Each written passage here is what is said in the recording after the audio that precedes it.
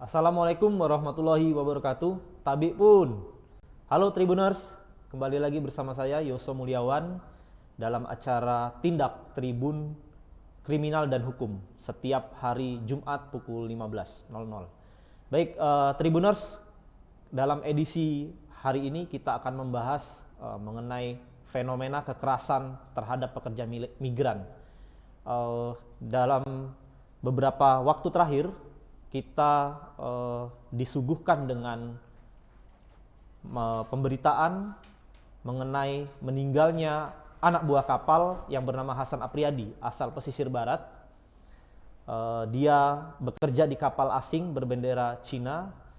Dia ditemukan meninggal dunia sudah 14 hari di dalam freezer. Nah, fenomena ini mengingatkan kita kembali bahwa masih ada, bahkan mungkin masih banyak kekerasan yang terjadi terhadap pekerja migran asal Indonesia yang bekerja di luar negeri. Baik, kita akan mengulas mengenai fenomena ini bersama narasumber kita yang telah hadir di acara webinar kita, yaitu Bang Sukendar. Bang Sukendar ini Ketua SBMI Lampung, Serikat Buruh Migran Indonesia Lampung. Halo Bang Sukendar. Selamat sore Bang. Halo, selamat sore. Ya, Selamat apa kabar sore, Bang? Ya, Sehat-sehat Bang? Alhamdulillah sehat. Alhamdulillah. Oke. Bang Sukendar, kita sudah memasuki Ya. acara dan kita akan membahas mengenai fenomena kekerasan terhadap pekerja migran. Nah, baik, kita mulai Bang Sukendar Siap. dan Tribuners. Baik, Ya, Bang siap. Sukendar, peristiwa meninggalnya ABK Hasan Apriyadi membuat kita miris bahwa masih terjadi kekerasan terhadap pekerja migran asal Indonesia, utamanya dari provinsi kita yang bekerja di luar negeri. Nah, Abang sebagai Ya, Ketua Serikat Buruh Migran Indonesia, bagaimana melihat fenomena kekerasan terhadap pekerja migran yang terjadi di luar negeri? Silakan Bang Sukendar. oh ya, selamat sore buat pemirsa dimanapun Anda berada. Memang untuk saat ini kami juga merasa prihatin sekali karena di provinsi kita itu masih ada kejadian yaitu pada ABK kita sehingga bisa sampai meninggal dunia. Jadi informasi yang masuk ke kami adalah ABK Indonesia yang bernama Hasan Apriyadi asal Lampung yang disalurkan melalui PT NTB yang berada di Tegal, Jawa Tengah. Diketahui PT NTB tidak memiliki izin operasional yaitu surat izin usaha, perekrutan dan penempatan awak kapal Oke. PAK dari Kementerian Perhubungan Menhub dan surat izin perusahaan penempatan pekerja migran SP3MI dari Kementerian Tenaga Kerja Kepmenaker. Berdasarkan catatan ITW Indonesia sampai saat ini terjadi 27 ABK ABK Indonesia yang menjadi korban dari PT NTB dengan status meninggal hingga hilang dan tidak selamat. Ada 27 Jadi, orang Bang ya? Dengan adanya kasus ini, kami merasa prihatin sangat sekali dan kami sudah melakukan banyak hal ya sebenarnya di Indonesia ini untuk SPI. Jadi ini menganggap bahwa kami pemerintah gagal melindungi ABK perikanan Indonesia. Jadi Serikat Buruh Migran Indonesia telah bekerja dengan mengedepankan nilai-nilai keadilan bagi buruh migran Indonesia dan keluarganya, yaitu tentang perbudakan, pemerasan, dan perdagangan orang. Organisasi buruh migran ini juga bertujuan untuk mewujudkan kesejahteraan dan kemandirian ekonomi bagi buruh migran dan keluarganya. Jadi SBMI juga mendukung penegakan hak asasi manusia atau HAM, kesetaraan gender, non-diskriminasi, serta membangun persaudaraan dan solidaritas gerakan sosial, baik di tingkat nasional, regional, dan internasional. SBMI telah melakukan kerja-kerja penanganan kasus yang dialami oleh buruh migran, baik di sektor darat dan laut. Jadi saya mengungkapkan bahwa pendokumentasian aduan sejak tahun 2010 sampai dengan 2019 trennya cenderung meningkat. Jadi terjadi peningkatan rata-rata sebesar 55,3% setiap tahunnya. Peningkatan aduan tertinggi terjadi di tahun 2016 sebesar 491 kasus dan 2019 sebanyak 640 kasus. Total aduan yang didokumentasikan sebanyak 2.456 kasus secara umum. Terdapat 3 kelompok yang paling rentan mengalami eksploitasi, perbudakan, dan diskriminasi, yaitu pekerja rumah tangga PRT sebesar 60,38%, yaitu setara dengan 1.483 kasus. Anak buah kapal ABK perikanan sebesar 10,46%, yaitu 257 kasus. Dan pengantin pesanan sebesar 1,1% atau 21 kasus. Adapun sebesar 28,06% aduan 680 atau 689 kasus berasal dari sektor lain. Demikian dijelaskan lebih lanjut.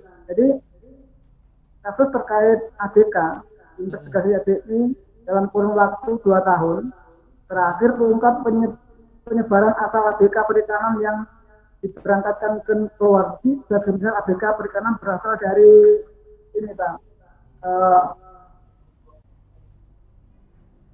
dari Jawa dan juga dari Sumatera.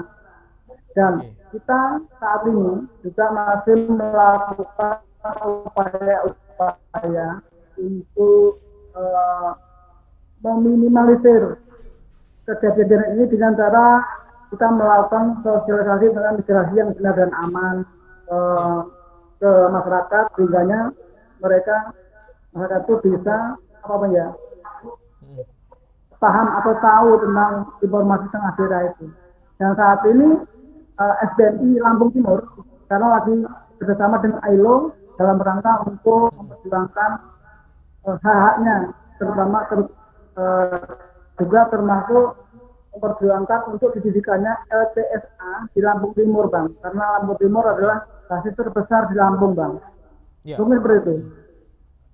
Ya, Bang Sukendar, tadi sudah dipaparkan oleh Bang Sukendar secara umum mengenai kekerasan terhadap pekerja migran. Kalau kita breakdown lebih rinci, seperti apa saja Bang bentuk-bentuk kekerasan yang terjadi terhadap pekerja migran? Mungkin tidak hanya kekerasan fisik, mungkin juga kekerasan ekonomi misalnya, dalam hal misalkan upah yang rendah dan lain sebagainya. Atau kemudian ada bentuk kekerasan lain. Silakan Bang Sukendar. Oh ya, jadi memang apa ya Bang ya, di negara biaan, sehingga untuk kerja ke luar negeri itu walaupun dia dikasih upah murah, ya pertamanya untuk janji-janji para calon itu cukup lumayan lah, jadi besar selesai enak. Tapi nyataannya setelah sampai di negara tujuan, kadang-kadang sering tidak sesuai dengan surat perjanjian kerja Bang. Oke. Jadi terutama untuk upah dan jenis pekerjaan. Dan untuk pemotongan untuk luar negeri pun kadang melampaui batas. Jadi ini memang menjadi keperhatian bagi kami, dan kami juga memang harus hadir di tengah-tengah masyarakat untuk masalah-masalah itu, Bang. Oke. Bang Sukendar, kita coba mengulas mengenai bentuk perlindungan terhadap pekerja migran di asal Indonesia. Sebetulnya bentuk perlindungannya seperti apa Bang yang wajib diterima oleh pekerja migran? Regulasinya di mana, kemudian siapa yang bertanggung jawab atas perlindungan pekerja migran ini Bang? Silakan Bang. Oh ya Bang, jadi bentuk-bentuk perlindungan bagi PNI yaitu informasi yang cukup akurat lah bagi mereka, sehingga calon PNI atau PNI itu tahu hak dan kewajibannya. Dan untuk masalah tanggung jawab memang ini menjadi tanggung jawab kita bersama Bang, bukan hanya ke pemerintah, tapi kita sebagai masyarakat Indonesia juga atau komunitas atau organisasi juga punya kewajiban Bang untuk melindungi semua masalah ini Bang. perlu adanya kerjasama antara pemerintah dan organisasi masyarakat misalnya seperti itu. Ya, Bang Skender, tentu yang layak atau wajib mendapatkan perlindungan adalah pekerja migran yang berangkat secara legal. Nah, bagaimana dengan pekerja migran yang berangkat secara ilegal? Apakah mereka betul-betul tidak dapat mendapatkan perlindungan atau seperti apa, Bang? Silakan, Bang. Ya, sebenarnya kita kalau halo. Ya, halo. Ya, silakan Bang Skender. Halo. Ya, halo. Silakan Bang Skender. Halo. Ya, terdengar Bang suaranya, Bang. Ya, silakan, Bang. Suaranya kecil banget, Bang. Ya, terdengar, Bang. Dengar nggak, Bang? Ya, terdengar, Bang. Silakan, Bang. Oh ya.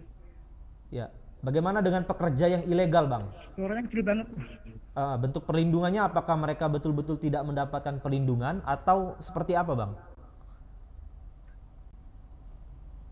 Ya, jadi memang yang diharapkan oleh masyarakat kita itu karena PMI juga termasuk pahlawan devisa yang juga membantu tentang perekonomian yang ada di Indonesia. Sebenarnya membutuhkan sekali tentang perlindungan itu. Tapi kenyataannya, Bang, di luar negeri nggak semudah apa yang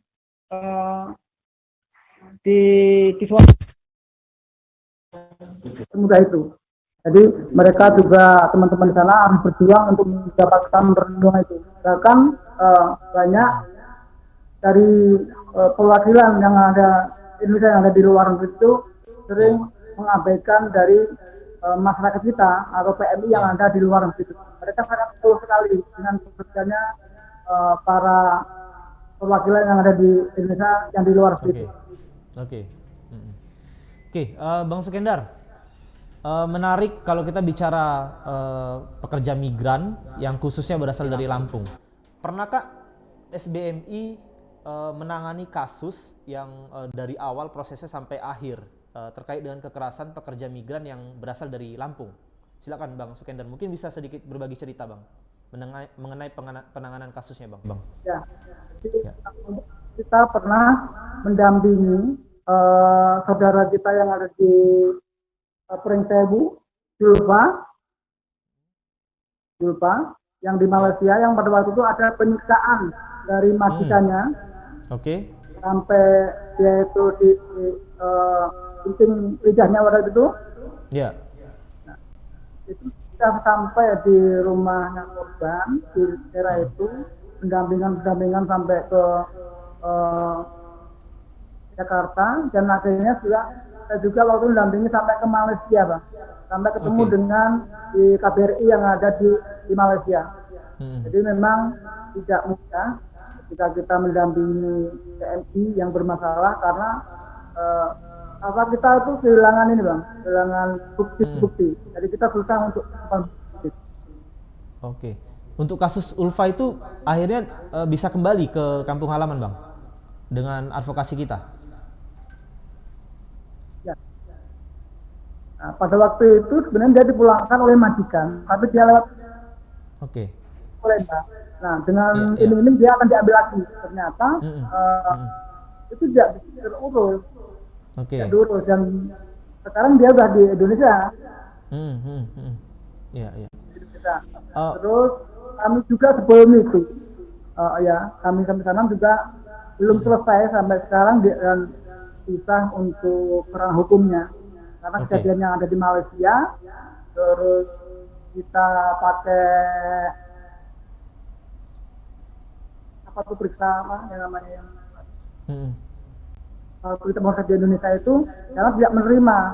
Nah, kita sebenarnya sudah komunikasi dengan KBRI di sana untuk dilaporkan di Polda Lampung, tetapi sampai saat ini juga belum muncul gitu.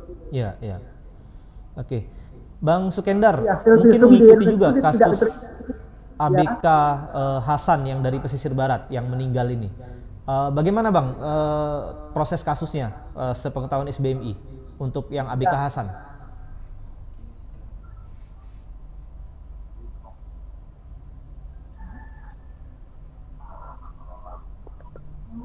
Halo Bang Sukendar. Halo Bang. Halo, halo. Ya, oke. Ya, kita bicara soal kasus ABK Hasan Apriyadi Bang. Bagaimana kasusnya Bang? Perkembangan kasusnya sepengetahuan SBMI. Apakah SBMI ikut juga mengawal kasus ini? Jadi kalau kemarin itu kan Ya. dia melalui PT MTB yang ada di Tegal kemarin. Berdasarkan itu. Jadi ternyata PT MTB ini tidak memiliki izin untuk memberangkatkan pekerja migran kita ya ke. Ya. Tapi mungkin sepengetahuan Hasan dan keluarganya itu ilegal Bang ya, perusahaan itu. Ya, karena memang gini. Jadi untuk masyarakat Indonesia itu yang penting itu bisa berangkat sampai negara tujuan. Jadi mereka tuh mau diberangkatkan lewat apa pun dia mau. Betul. Itu biasanya seperti itu. Oke, ini sebetulnya kita juga mengundang. Yang penting udah berangkat lah ke. Ya, kita juga sebetulnya mengundang Pak Ahmad Salabi ya, Kepala BP2MI. Tapi beliau ternyata ikut menjemput jenazahnya Pak Hasan di bandara, sehingga tidak bisa ikut berdiskusi bersama kita, Bang Sukendar. Nah, tapi kalau menurut Bang Sukendar, apakah ini bisa masuk kategori tindak perdagangan orang? Karena ternyata si perusahaan tidak punya izin operasional. Ya, sangat memungkinkan bisa, sangat bisa. Ya. Tergantung kita dalam penanganannya. Karena memang PT-PT yang ada di Indonesia termasuk di Lampung ini, walaupun dia memiliki izin, tapi cara menurutnya itu juga nggak sesuai dengan prosedural. Banyak mereka melakukan, yang penting dia mendapatkan fee aja. Jadi ini udah masuk ke bisnis Bang. Jadi kalau udah masuk bisnis susah nih Bang. Kalau harus butuh penanganan ekstra. Oke. Baik, Bang Sukendar. Mungkin sebelum kita terakhir dari SBMI, kira-kira seperti apa sih Bang